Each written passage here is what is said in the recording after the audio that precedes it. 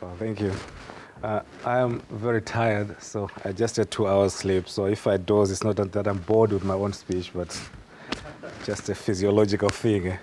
Well, this is how my presentation will be laid out. And to just start off, I'll show you two images here. The first one is when the poor people violate planning laws from my research in Zimbabwe. And the expression I got from these areas was kufongorera mseve. In other words, this picture is a censored one. You're actually bending over, bearing your back in the flight path of an arrow. So if you break the law and you're in poor areas and you're poor, you're actually inviting trouble. Then there is another one, which I got from Borodel Brook. This is actually a person who had broken all conceivable planning laws. And he said, in other words, why should I be scared to sit on a sharp object or needles when my daddy is a medical doctor? In other words, if you break the law and you are rich, well, there is room for negotiation, possibly legalization and regularization. Now, judging from this research and many others that I'll show you, we could say that if the crime is similar, the criminal is different, socioeconomic statuses are different, the location is different, you get different state responses. If we narrow it down to planning, which is where my research is, we have got similar planning violations, different socioeconomic contexts, both socially and spatially. You get differential or uneven state responses. And from the state, activists, and the criminals themselves, you get different expectations and perceptions of these crimes and the role of the state. So do we have biased planning systems here? Well, what I'm looking at is something is not anything new, because similar findings have actually been made by people studying in some cities in Southern Africa. Lemansky and Oldfield, for example, studying in Cape Town, pointed out that similar processes of land invasion and gated communities, driven by similar rationalities of secure accommodation, get different responses from the state. Gated communities by the rich are approved, and then land invasions are disapproved. My own work in Zimbabwe actually showed, again, this uneven articulation of state sovereignty, differential responses to similar violations, where rich people get softer responses and poor people are violently repressed. And this is not only limited to Southern Africa. Getner, writing on New Delhi in India, points out that a shopping mall, world class, by rich developers, which is not planned, gets the nod from the state. But slums, which are on land zoned for housing, are disregarded or disapproved. And he diagnoses this as ruled by aesthetics. I'll come back to that later. Valley, writing about urban Mexico, again makes similar observations, where the crimes of the rich are more likely to be formalized, legalized, and so on and so forth, while the poor remain criminalized. So what we can now ask is, so what's going on? Well, we see the uneven handling of planning violations. The illegalities of the poor are violently repressed, and the illegalities of the rich, well, are looked on approvingly. So the conclusion that some people have made then, quite interesting. The most interesting one is, because we've got similar violations, there's informality in rich areas, informality in poor areas, so what's going on here? Well, the official hostility, according to these prescriptions then, this diagnosis, sorry, is that the bias that we see is not against informality per se, but it is against poverty. So they narrow this to a fight against the urban poor. Now, I got a very interesting diagnosis from a planner in Harare. He said, well, we have no problem with poverty. In other words, it's okay to be poor. But there is nothing sinister about poverty. The real problem is what the so-called urban poor do for a living. Now, to me, there's everything wrong with that statement. I'll come back to it later. So what really is going on is the question that I've been asking myself. Well, from public policy analysis, we get the warning that actually diagnosing the problem correctly is very important, because if you misdiagnose a problem, you commit errors of the third type. In other words, you have a very good solution to a very wrong problem. In other words, what you're doing is you're solving the wrong problem. So let's just find out what the problem is. Is it a fight against informality, or there's something else? So to understand what is really going on then, I'll try and look at two concepts that I've been struggling with for some 8 years. The first one is power, and then the other one is the polis. So let's look at power then. I will try and speed through this, because if I move slowly, it will kill me. Right, so here we see that power has been defined. I mean, Vanessa did a very good job here. I'll look at power from a Foucauldian perspective again, where power is actually action upon the actions of other people. In other words, it is the government of conduct or governmentality. So according to Dreyfus and Rabinow, then power is nothing more than a general matrix of force relations at a given time in a given society. So what I'm really looking at here is power as being that field of state enterprises that structures the fields of other endeavors by urbanites.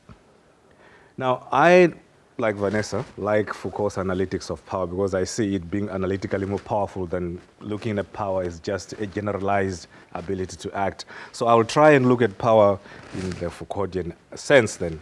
Now, Amin and Thrift highlight the role of authorities in the cities when they look at the hard issues of power, about domination, oppression, and so on and so forth.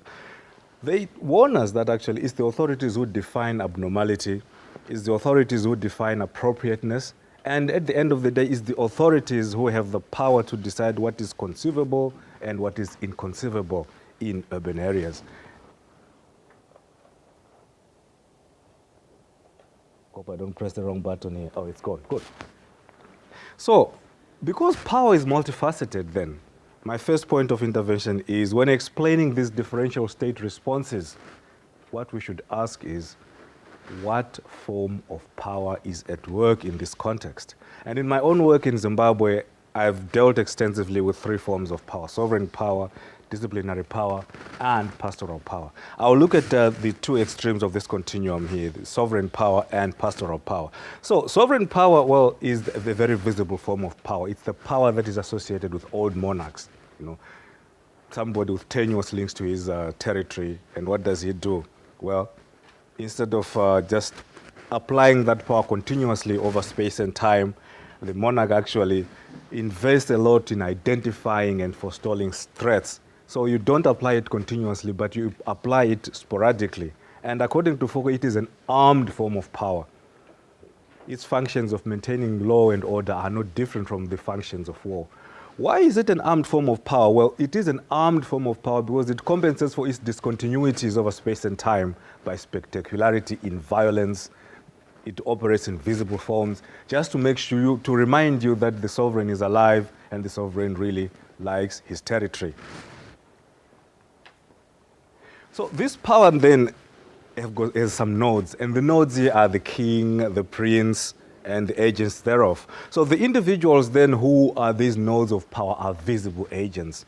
And I actually place planners in that group where they are agents of the state, agents of the sovereign, trying to make sure that actually the sovereign's wishes are translated into space and time. So planners then, what do? Well, again, in the fashion of the old sovereign, planning in Africa has not been overrun. It has not been, it is not dead. My argument, as I will point out later, is that actually this is the logic of sovereign power. If you don't have the resources to apply that power across space and time, what do? You apply it selectively. And the selectiveness here is that it has to be spectacular. People have to see that the power is being applied. So demolitions, evictions, detentions, violence, etc. It's just to remind you that the sovereign is there. So you may stay on a slum for 10, 20 years, nothing happens. The 30th year, the planning system comes, evicts you. Actually, there were more than 480,000 people displaced in sub-Saharan Africa in 2011 alone. And people come and say, oh, the planning system is dead, it's dysfunctional, informality has taken over. I disagree with that. Then you have this other form of power, which is subversive and subtle. It's pastoral form of power. It is very subtle. And instead of violently repressing you, it actually nurtures individuals and helps them to embody better ways of living.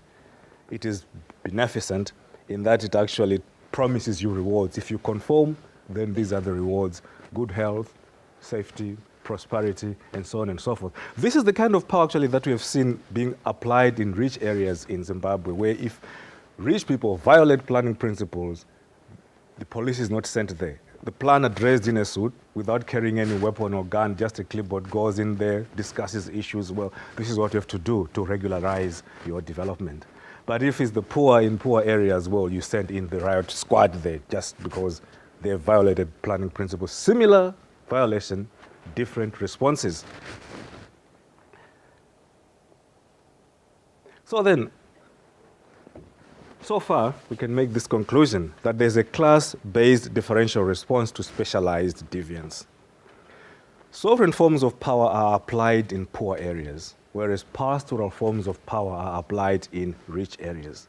But the question that I've often struggled with, and I'm in a big fight with my PhD student here, is this just a crude, irrational injustice that is based on mindless partiality? To answer this question, we need to get into the polis. Now, the polis is really, well, it's the original term meant a city or city-state, but now we can use it to define citizenship and the body of citizens, or the public sphere, or the political community. So I'll use it interchangeably between political community, public sphere, citizenship, and body of citizens.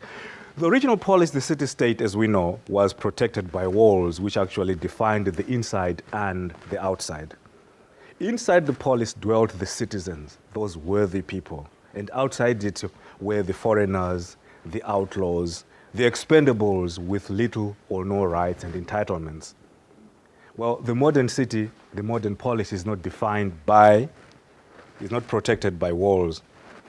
It is defined by acts or practices of sovereignty, which determine inclusion and exclusion. So to understand the workings of the modern polis then, to understand the workings of modern sovereignty, what we need to do is to excavate two Greek words for life, zoe and bios. You are my guinea pigs for the book, so if you don't like this, I will not publish the book. The term then here, the terms here that define life, zoe and bios, are very important because they determine where you belong. Do you belong in the polis, which is the public sphere, or you belong to the ecos, which is really the household, the house, the home? You are confined there. You have no part in the public sphere. You have no part in the political community. You have no part in the workings of the body of citizens. So Zoe then, according to Agamben, is natural life. It is the simple fact of living which is common to all people. I've greeted some people in Zimbabwe and they say, how are you? Oh, I'm just existing. You know? I'm just surviving. So that's the kind of life, life without meaning. You just breathe, you eat, you drink, you sleep.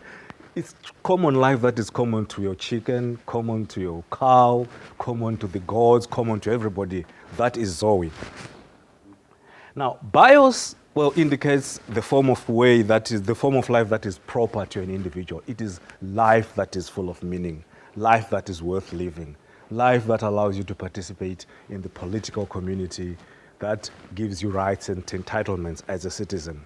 So in special terms, as I pointed out, Zoe is confined to the ecos, that is the house, the household. Bios is found in the polis. So this distinction between Zoe and bios is very important because just, under threat of overgeneralization here, I will say the poor people in informality, as I'll try to prove later on, are really existing the kind of life that we can define as Zoe, most of them. Well, the rich ones, that's what my student says, are found in the polis. I'll try and explain this later on. So this is actually the fracture that we see before the modern politics kicks in. There's Zoe, there's ecos, and there's a fracture in between there, differentiation. But what has happened now is that modern politics doesn't work like that anymore. Foucault was the first one to distinguish this, to question this fracture between life and politics. He refers to a form of politicization where Zoe has been politicized. In other words, what we see now is biopolitics instead of politics. And it is this kind of politics, actually, that was exported to the colonies, including Southern Africa. It's biopolitics, where you don't have these hidden, untouched spaces of Zoe. Zoe has been politicized. But there's been a work of genius in there. Because instead of taking Zoe right into the polis, what has happened is the creation of another form of life, which Agamben, borrowing from an old word that we'll look at here, described as bare life. So we have got Zoe, we have bare life, and then we have bios. Now, bare life is an expendable form of life. It is actually borrowed from an obscure Roman figure here, homo sacer, which is a legal distinction for a person who was excluded by and from juridical law. You are not protected by law. In other words, you can be killed and no homicide is committed. The law doesn't protect you anymore. Now, scholars of critical security studies argue that no human life these days, whether in the formal or informal economy, has escaped this decisive event of modernity. So we are all homo sacer. Now, how has that happened? Well, the politicization of human life has not actually resulted, as I pointed out, in the incorporation of the poor people into the polis. Bare life has been created. Now, this bare life has been created not to be put inside the city wall, no, but what has happened is the creation of another zone. It's called the zone of indistinction, or according to Agamben, the zone of irreducible indistinction. It is some kind of processing ground. It is in this zone of irreducible indistinction that we see then the homo sacer residing. And it is not fixed spatially. The airport, the underground, etc. Those areas where the sovereign can make a split decision whether you live or you die. Where the sovereign can make a split decision whether you qualify for politically qualified life or you just qualify to exist.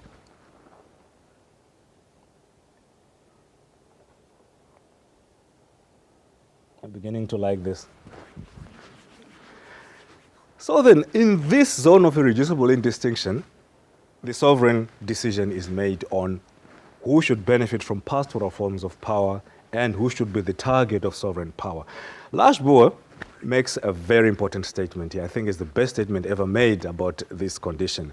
In this zone of indistinction, the sovereign act is made to determine who can be improved or uplifted to the polis, to become members of the political community, and who should be excluded or abandoned in this zone of indistinction, this kind of limbo.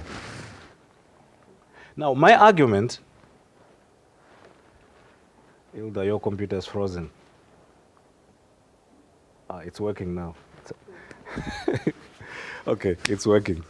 Right, so what we see happening now in this zone of indistinction really is a situation where the state can declare what Schmidt called a state of exception. Law is suspended.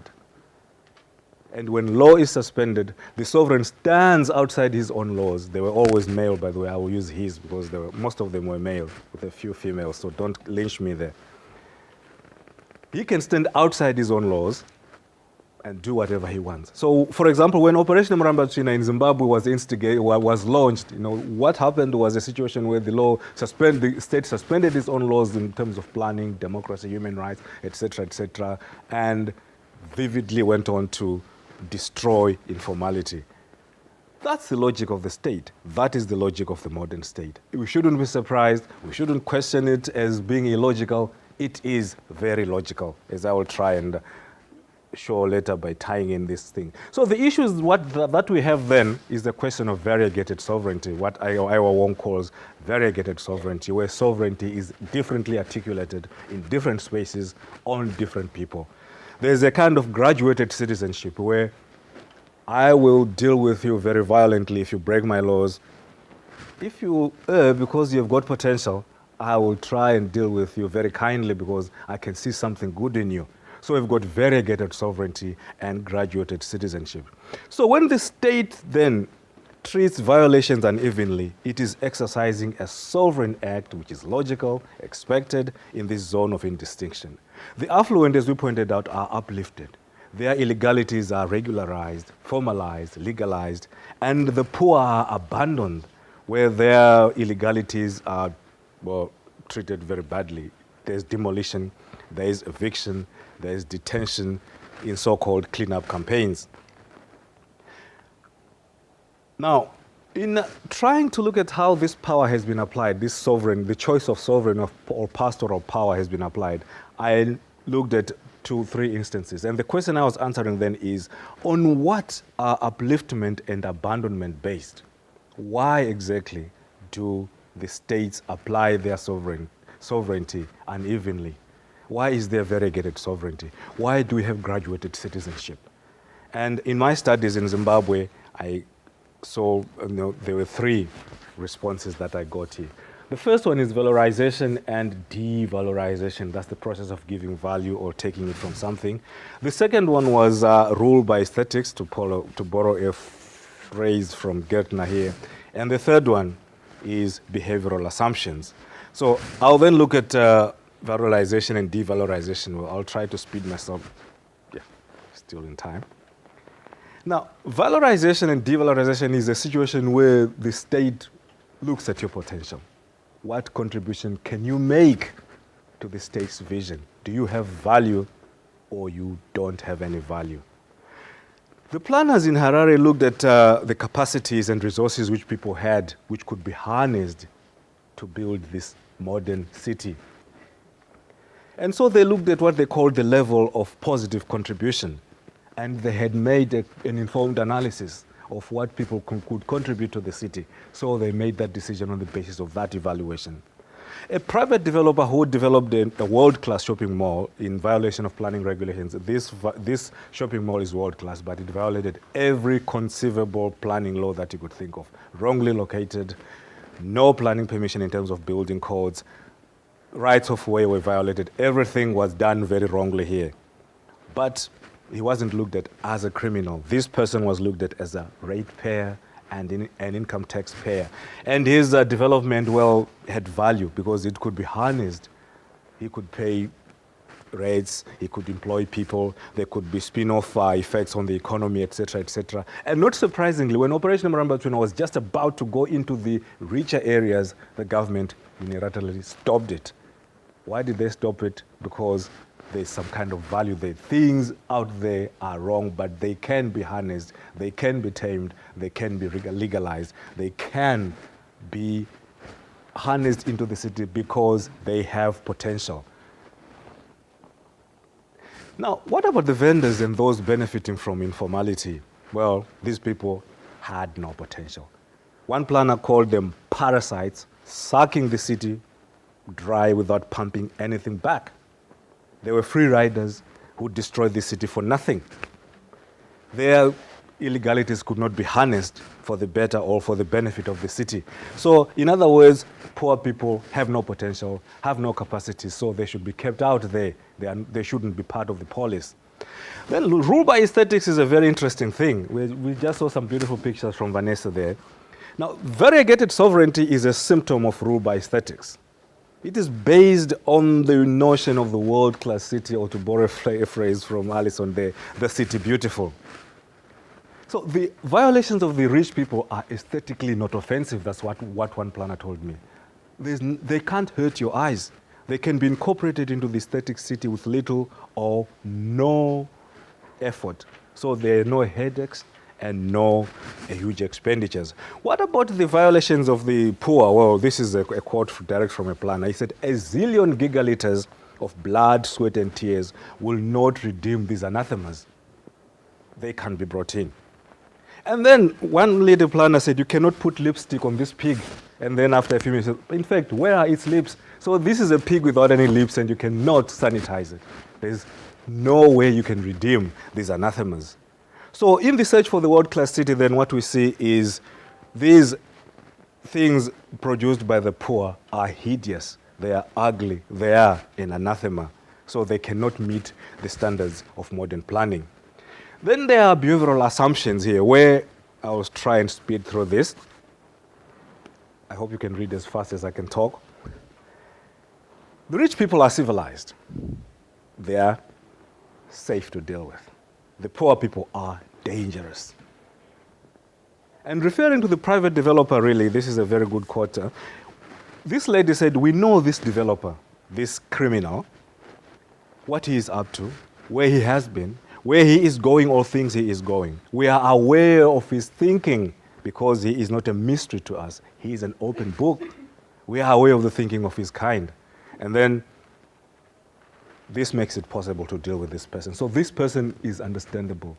This person can be talked with. This person can be reasoned with.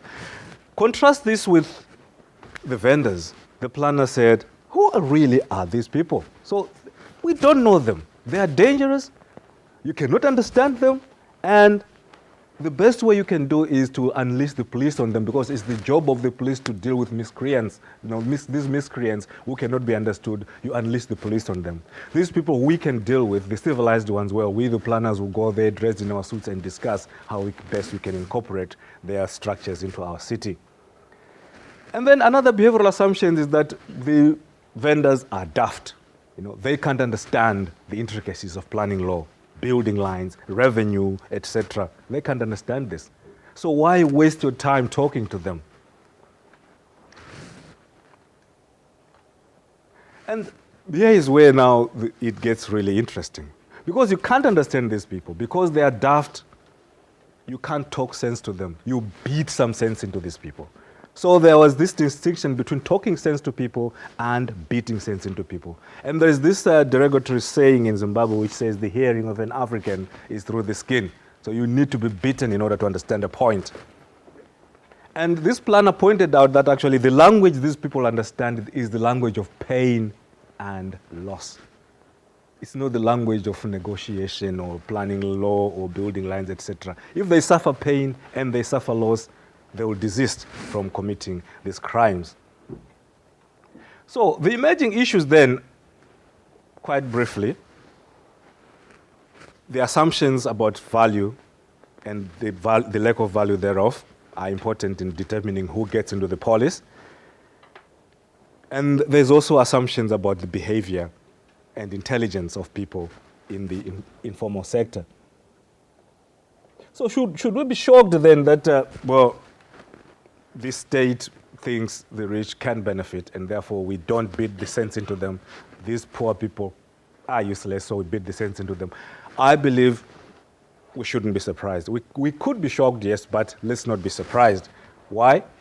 Well, this kind of urban apartheid, as Yiftachel points out, exposes the hidden matrix, or the hidden reasoning, the law of modernity, the law of modern politics. The calculations that go into this, it's not just a mindless act that the state just engages in. There is a rational calculation that goes in there. And to mourn that, well, to point out that planning is dead, it's in retreat, informality has taken over, is really to play the game of the sovereign, as I'll point out very shortly. So instead of conclusions, I will make 4 propositions here. The first proposition is that the differential responses of planning based on socioeconomic status is not a display of any rational justice, any rational injustice. It is an exercise of an act of sovereignty in the zone of indistinction. So the variegated sovereignty and graduated citizenship are no more than uneven articulation of sovereignty, and the state has every right to do that. Secondly, the differential responses that we see there, come on. All right, I'm starting from here. Okay, so the planning system has not been overrun. It is not in retreat. This is the mistake that most people make.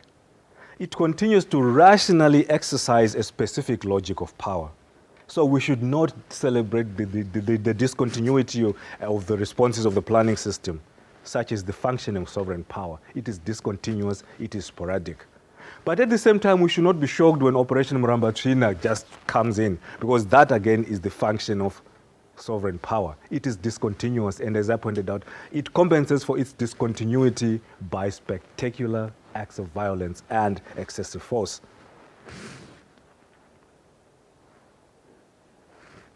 Thirdly then, this is quite controversial, the most effective way of securing, this is for activists among us, the most effective way of securing the precarious livelihoods of people in the informal sector is not to challenge the legality of the state's action of sovereignty. That doesn't work.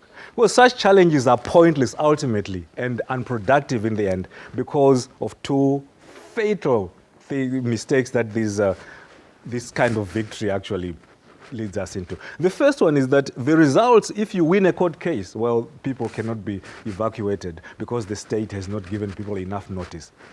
What will the state do? Either the results are not guaranteed because the state can easily declare a state of emergency, a state of exception, as happened in Zimbabwe. The state will stand outside its own law and say, okay, fine, I am the sovereign, I can stand outside my own laws, and I will do it anyway. Or if the state is a little subtle, what they will do is they will just fix that techno-legal mistake that they made. And this has actually happened even in the developed world. If some of you who read a lot will remember the case of Dale Farm in England, where a mistake was made in evicting people. Well, they continued staying there for 3 months. The state fixed its mistakes, and then boom, it came back and evicted them. So these legal victories are hollow victories, short-lived, pointless, and ultimately self-defeating. And finally then, we should be intelligent people and be able to capitalize on this state of exception that the state proclaims. There is a negative state of exception, of course, where law is suspended, the juridical order is suspended in order to eliminate a wrong, a threat, etc.